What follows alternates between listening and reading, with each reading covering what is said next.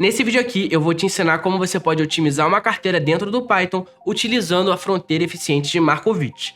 No final desse vídeo, se a gente vier aqui para o nosso computador, eu vou te ensinar como você pode criar esse gráficozinho bonitinho aqui com as simulações das carteiras, a fronteira eficiente traçada e a melhor carteira destacada no gráfico, pintada de vermelha, indicada ali principalmente pelo índice Sharp. Então vamos voltar aqui que eu vou te ensinar como que a gente pode fazer isso dentro do Python. E o Markowitz criou essa fronteira eficiente lá em 1952, uma teoria ali para analisar o risco de uma carteira de investimento. O objetivo do modelo é você otimizar ali o risco-retorno de um portfólio. Então você tem diversos ativos, classes de ativos no universo de investimento, e você tem que otimizar ali o risco-retorno, sendo que o risco em cada investimento é dado pela volatilidade. Então quanto mais volatilidade um investimento tem, mais risco ele tem academicamente falando. Então para a gente fazer essa otimização, a gente vai utilizar os seguintes pacotes. O Pandas Data Reader para puxar os nossos dados, o NumPy, o Matplotlib e o Pandas para fazer ali a nossa análise de dados, gerar gráfico e tudo mais, o Datetime para a gente trabalhar com datas e o Spice para a gente conseguir otimizar, trabalhar com otimização dentro do nosso código. Então a primeira coisa que a gente vai fazer é importar os nossos módulos aqui e definir uma data de início e uma data final para fazer a otimização de Markowitz. Por que isso é muito importante?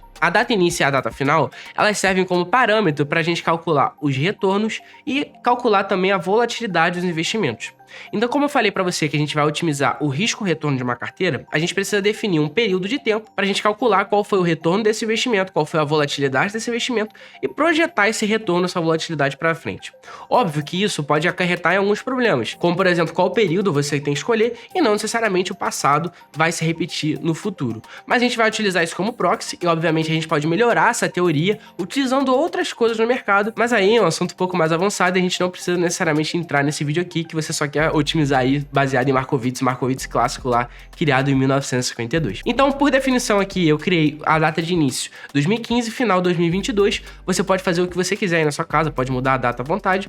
E eu vou otimizar uma carteira com as ações VEG3, Loja Renner, Vale, Petrobras, Equatorial e Engie. Você pode fazer com as ações que você quiser também, basta mudar esse ticker aqui quando você pegar aí e fazer o código na sua casa, e aí você vai ter a otimização de quais ações você quiser, desde que ela esteja disponível lá no Yahoo Finance, que muito provavelmente vai estar. Até a gente vai fazer aqui depois, quando a gente terminar a otimização, um portfólio da Apple, da Nike, Google e Amazon, para ver qual é a alocação ótima que o Markowitz define para essas ações aqui, mas a princípio vamos fazer no mercado brasileiro, e lembrando que o Yahoo Finance, o código de negociação de qualquer ação brasileira, tem que ser .sa depois. Então, veg3.sa, lojagene.sa, pra gente não ter que ficar digitando essa chatice, eu botei aqui os códigos normais, que a gente já conhece, e depois eu botei o .sa aqui, através de um list comprehension. Isso aqui é uma ferramenta no Python para você conseguir aí fazer novas listas a partir de uma lista que já existe, e a gente vai pegar aqui os dados no Yahoo, com o getData Yahoo, com PDR, né, que a gente importou aqui em cima, o Pandas Data Reader, e a partir dessa função, a gente vai passar a nossa lista de ações, o período inicial, o período final, e pegar também os dados já ajustados, né, a cotação ajustada, para a gente conseguir calcular o retorno. Se a gente rodar aqui tanto a nossa data quanto a nossa lista de ações, vamos puxar aqui de novo os preços, a gente vai ver, vai demorar um pouquinho, vai demorar uns 3, 4 segundinhos, não tem problema nenhum. A gente vai ter aqui nossas ações desde 2015, ó, desde 2015 até 2022, todas as ações, tudo bonitinho, aqui o nosso data frame. Beleza, agora que a gente já tem o nosso data frame, a gente pode prosseguir calculando os retornos das nossas ações, né? Porque é com esses retornos que a gente vai conseguir criar a nossa otimização e tudo mais. Para isso, a gente vai utilizar essa funçãozinha aqui, uma função lambda também, para a gente conseguir calcular não só o retorno, como o retorno logaritmo. Por que a gente vai utilizar o retorno logaritmo em vez do retorno normal? Talvez você esteja se perguntando isso. Porque o retorno logaritmo ele é muito mais fácil na hora de fazer conta. Então, se eu fosse explicar isso aqui, daria um vídeo inteiro. Se você quer que eu faça um vídeo sobre retorno logaritmo, que a gente tem que usar ele na hora de fazer nossas análises, deixa um comentário aqui embaixo que eu faça um vídeo só falando sobre isso, tá? Mas é mais fácil a gente utilizar, então a gente vai transformar nossos retornos aqui, não só calcular o retorno aritmético, como transformar em logaritmo, e lá no final da nossa análise a gente vai transformar ele em aritmético novamente para conseguir visualizar os resultados. Beleza, a gente vai pegar a média de retornos aqui das nossas ações, para a gente conseguir usar essa média para projetar o futuro, e pegar a matriz de covariância, que ela vai ser utilizada para calcular a volatilidade aqui do nosso portfólio e tudo mais. Então se a gente pegar aqui, eu vou até printar a média aqui na hora que a gente calcular, a gente rodou e pronto, a gente tem aqui a média de retorno da VEG, média de retorno da Loja Renner, média de retorno da Vale e tudo mais. Lembrando que isso aqui tem retorno logaritmo, mas a tons assim, de praticidade, o retorno logaritmo diário é muito, muito perto do retorno aritmético diário, que é o retorno normal que você está acostumado de juros compostos e tudo mais. Então é muito, na escala diária ali é muito, muito parecido mesmo. tá? Agora a gente vai fazer 100 mil carteiras, e lembrando que isso aqui é uma coisa muito importante também. Isso aqui que eu tô ensinando para você já é uma ferramenta, mas se você tem vontade de aprender Python do zero, você caiu nesse vídeo de paraquedas e tem vontade de aprender Python bem do basicão mesmo, no iniciozinho, o que é um Pandas, o que é o DataFrame, como que eu posso instalar o Python no meu computador, esse tipo de coisa, e fazer um projeto do zero até o avançado ali do setor bancário no Brasil, aqui na descrição tem um mini curso gratuito que você pode assistir e aprender Python aí aplicado a finanças do zero com um projetinho. Lembrando, lá eu pego bem do basicão mesmo, aqui eu não comecei do básico, eu já tô te ensinando a ferramenta, mas lá eu pego bem do básico mesmo para você conseguir aprender tudo sobre o Python em 10 aulinhas ali bem didáticas para você. Link aqui na descrição. Mas prosseguindo aqui, a gente vai criar 100 mil carteiras. E por que a gente vai criar 100 mil carteiras? Para a gente conseguir simular vários pesos e volatilidades para conseguir otimizar, criar ali nossa carteira ótima, dentre um universo praticamente infinito de possibilidades que você tem de alocar peso nessa carteira aqui que a gente está otimizando. Deixa eu subir aqui de novo. Com essa quantidade de ações aqui. Então você pode ter, sei lá, 1% aqui, 2% aqui, 50% em Vale, 30% em Petrobras. Você pode brincar com esses pesos aqui da forma que você quiser e no final você vai ter ali a otimização. A gente vai ver isso da melhor forma possível, mas tem que criar um número suficiente de simulações. Quanto mais ação você colocar, mais simulação você tem que fazer também, para você conseguir ali criar realmente a carteira ótima dentre todas as possíveis. Tá? Então a gente vai fazer aqui 100 mil simulações, a gente vai criar uma tabelinha para retorno esperado, tabela para volatilidade, tabela de Sharpe, tabela de peso, né? Pra gente guardar os pesos que a gente tá fazendo aqui, atribuindo às nossas carteiras, pra gente conseguir achar o peso ótimo. E a gente vai criar aqui a nossa simulação, as 100 mil simulações, a gente vai dar um loop, e a cada loop a gente vai gerar os pesos de maneira aleatória, então a gente vai usar o NumPy para fazer isso, a gente vai gerar aqui os pesos com o módulo random e o módulo NumPy associados, e a gente vai gerar esses pesos aqui de maneira aleatória, vai atribuir esses pesos aqui à nossa tabela, vai criar a nossa tabela de retorno esperado, lembrando que esses vetores aqui, na verdade eu chamei de tabela, mas a gente pode chamar isso aqui de vetor também. Esses vetores aqui vão servir para a gente criar nosso gráfico lá no final, beleza? Então a gente vai ter aqui nosso vetor de retorno, vetor de volatilidade. Então a gente vai calcular a nossa volatilidade aqui dessa forma. É muito importante que você faça isso, porque na hora de calcular a volatilidade, muita gente pensa que volatilidade é desvio padrão, mas volatilidade não é desvio padrão, tá? Você não pode calcular dessa forma, senão vai dar errado. Você precisa considerar várias outras coisas no seu cálculo e só você copiar esse código aqui que você vai calcular a volatilidade do portfólio em questão aqui. Tudo bem? E agora a gente vai calcular o índice Sharpe, que é o quê? Os retornos esperados sobre aqui a volatilidade esperada. Então a gente quer a melhor proporção. O que é o índice Sharpe no final das contas? É a melhor proporção de retorno sobre volatilidade. Então se você tem ali 100% de retorno com volatilidade de 2%, você tem um índice Sharpe de 50. Se você tem ali 100% de retorno, mas com uma volatilidade de 50%, você tem um índice Sharpe de 2. Então, obviamente, o índice Sharpe de 50 vai ser muito melhor que o índice Sharpe de 2, porque você tem mais retorno com menos volatilidade. Seu dinheiro não fica ali igual maluco, subindo e descendo, então você consegue ter mais retorno com uma vida ali relativamente tranquila, né?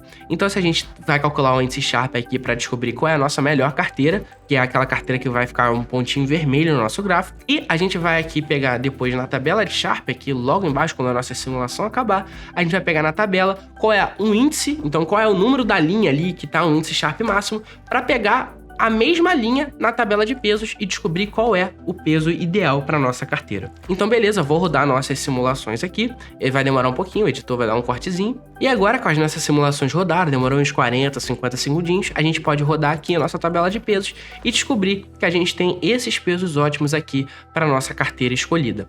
Ó, se a gente olhar aqui, ele alocou 24% para VEG3, 2%? O que é isso aqui? 0,2% só para a loja Gêner, alocou 8% para Vale, 2%, 3% na verdade, né, para Petrobras, 58% em Equatorial e 5% em Engie.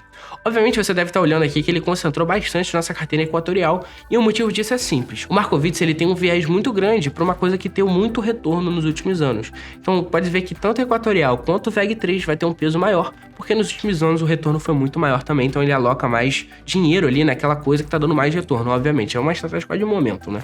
Mas enfim. Claro que quando você estiver criando esse tipo de coisa aqui, você pode definir limites. Então, por exemplo, eu não quero ter mais de 25% numa ação, eu posso projetar o retorno de outra forma, mas de novo, isso é um assunto para outro vídeo. Esse aqui a gente vai se contentar com a otimização normal de Markowitz que a gente está fazendo aqui, sem nenhum tipo de limitação e tudo mais. Agora que a gente já tem nossas carteiras e nossos pesos ótimos, a gente pode começar a gerar nossa fronteira eficiente. Aqui é uma parte um pouquinho mais complicada do código, mas também não tem nenhum bicho de 7 cabeças. A primeira coisa que a gente vai fazer é criar uma tabela de retornos aritméticos. Lembra que a gente transformou o nosso retorno em logaritmo para conseguir fazer essas contas aqui, principalmente calcular a volatilidade e tudo mais? Então, agora a gente vai transformar de novo em aritmético para a gente conseguir traçar uma fronteira eficiente que seja, que faça sentido para a gente, né? Porque a gente não adianta a gente olhar uma fronteira eficiente que tem ali os dados em retorno logaritmo. Eu não sei quanto é 30% de retorno logaritmo, eu sei quanto é 30% de retorno aritmético, que é o normal que a gente está acostumado a ver. Então a gente vai utilizar aqui, de novo, transformar nossos retornos para normal. Então vamos rodar esse código aqui. E depois da gente rodar esse código aqui, a gente vai chegar agora e criar a nossa fronteira eficiente, tanto o eixo X quanto o eixo Y, né? A fronteira é uma linha, então nessa linha ela tem que ter tanto o eixo X aqui quanto o eixo Y para a gente conseguir ir traçando a nossa linha ao longo do gráfico. Para a gente fazer isso, a gente vai criar primeiro o eixo Y, utilizando o quê? O retorno aritmético mínimo, o retorno aritmético máximo. Então a nossa fronteira vai começar no menor retorno e vai até o maior retorno. Eu quero traçar uma fronteira bonitinha ali no nosso gráfico inteiro, beleza? Agora que a gente traçou nosso eixo Y, a gente vai pegar 3 funçõezinhas aqui para a gente conseguir fazer a nossa otimização. Como que a gente vai fazer isso? A gente vai fazer uma função de pegar o retorno, uma função de checar se a soma dos pesos está certo, para a gente conseguir criar aqui uma condição dentro da nossa otimização. Daqui a 10 segundos você vai entender isso. E vai ter uma função aqui também para pegar a volatilidade, mesmo significado aqui de pegar o retorno, para a gente conseguir pegar retorno, volatilidade e criar a fronteira eficiente. E aí, como é que a gente vai criar essa fronteira, então? Vamos olhar aqui para baixo. A gente vai utilizar nossa função minimize, lembra que a gente puxou lá do Spice, que é uma biblioteca aí de matemática, vai utilizar uma função de minimização. E a partir dessa função, a gente vai fazer o quê? A gente vai passar nossas restrições. Então, qual é uma das nossas restrições? A gente vai checar a soma dos pesos. Isso aqui tem que ser igual a 1, tá? É isso que é importante você entender agora, porque a gente está restringindo a soma ser igual a 1, beleza? Outra coisa que a gente está fazendo também é pegar o retorno e diminuir do retorno possível. Então, aqui a gente vai ter um retorno possível, que é ali todo o nosso eixo Y. Então, a gente tem todos os retornos possíveis e a gente vai pegar o retorno que realmente aconteceu na carteira. Então, a gente vai pegar aqui e utilizar isso aqui como parâmetro no nosso programa, tá? Então a gente vai calcular a diferença desses retornos para conseguir traçar a nossa fronteira. Uma outra coisa que a gente precisa definir é o peso inicial. Então a gente vai ter ali um início, né? De onde o programa tem que começar a otimizar. Então eu defini aqui o peso inicial como igual para todas as ações. Então esse peso inicial aqui, essa formulazinha aqui é bem simples. É só passando uma lista ali que a soma vai ser igual a 1, né? Igual a 100%. Então se tiver 4 ações, por exemplo, vai ser uma lista de 0,25, 0,25, 0,25 e 0,25, tá? Então a gente vai pegar esse peso inicial aqui e passar para a nossa função. E por fim, a gente vai passar alguns limites também para nossa otimização, que no caso nenhuma ação aqui pode ter mais do que 100%, né? Tem que ser sempre entre 0 e 1. Então a gente vai passar esses limites aqui entre 0 e 1 de otimização para o nosso código, tá? Então se a gente vai olhar aqui, a gente usou tudo que a gente criou, que é o pegando vol, a gente pegou o soma pesos, a gente pegou também o retorno aqui. Então a gente vai pegar o retorno, ó, a gente ainda passou como parâmetro aqui o Wzinho. O que é o Wzinho? É o peso. Então a gente vai pegar o retorno dado aquele peso. Lembra que a gente calculou aqui em cima? Vamos olhar aqui em cima de novo. A gente tem, para cada peso, a gente tem um retorno esperado, correto? Então, aqui embaixo a gente vai fazer a mesma coisa. Eu quero esse retorno aqui, dado esses pesos, tá? Nada demais também, bem tranquilo. A vol é a mesma coisa, a gente vai pegar ali a vol baseada nos pesos e tudo mais. E depois, isso aqui vai devolver pra gente uma otimização, tá? E aí, a partir dessa otimização, então a gente vai pegar o eixo X, dar um append, um resultado aqui na nossa otimização para conseguir traçar ali as nossas retas. Então, a gente pode rodar isso aqui, ó. Vou rodar isso aqui, beleza? Agora a gente já fez nossa otimização. E agora que a gente já fez nossa otimização, a gente pode finalmente traçar o nosso gráfico final. Vou até traçar pra gente ver ele bonitinho já no final aqui. Vou baixar aqui pra gente ver, ó. Olha só que gráfico bonitão. Como é que a gente fez esse gráfico aqui? Criou aqui nossos subplots, né, com o matplotlib. Primeiro, a gente botou um gráfico de dispersão entre o nosso vetor de volatilidade e o vetor de retorno esperado aritmético. É muito importante a gente plotar o aritmético aqui para a gente conseguir visualizar os retornos, tá? Então a gente plotou esses dois retornos e coloriu aqui com o Sharp. Então, se a gente olhar aqui, quanto mais amarelo, mais azul, mais roxo no caso aqui, é pior o Sharp, e quanto mais amarelo é melhor o Sharp. Lembra o Sharp, quanto mais alto, melhor. Então a gente coloriu aqui baseado no Sharp e plotou também o gráfico de dispersão baseado no retorno e na volatilidade. Botei a legendinha aqui também para vocês olharem e tudo mais. E também com esse código aqui, ó, eu consegui plotar o quê? Aquela carteira ótima ali que tem a melhor Sharp. Então esse pontinho vermelho aqui que você tá vendo, ó, esse pontinho vermelho ali otimizado, ele é essa carteira aqui, ó, que a gente rodou. Então, se a gente olhar isso aqui, ó, esses pesos aqui, essa carteira que a gente viu aqui de maneira não tão visual, a gente consegue ver aqui dentro da nossa otimização qual carteira. Então, a gente tem, ó, essa carteira ela tem mais ou menos ali 24% de volatilidade esperada, para um retorno ali de quase 24% também. Não, tá 1 para 1 ali praticamente. Então, a gente consegue chegar aqui na carteira mais otimizada. E por fim, com a nossa otimização, a gente consegue plotar também, ó, a x.plot, eixo X, fronteira eficiente, eixo Y, fronteira eficiente. Então, essa linhazinha que a gente está plotando aqui dentro do nosso gráfico de exposição é a nossa fronteira eficiente, segundo Markowitz. Bom, se você gostou desse vídeo, não esquece de dar um gostei e se inscrever aqui no canal. Não esquece de me seguir nas redes sociais também. E lembrando, mini curso gratuito de Python aqui na descrição. Tamo junto e até a próxima.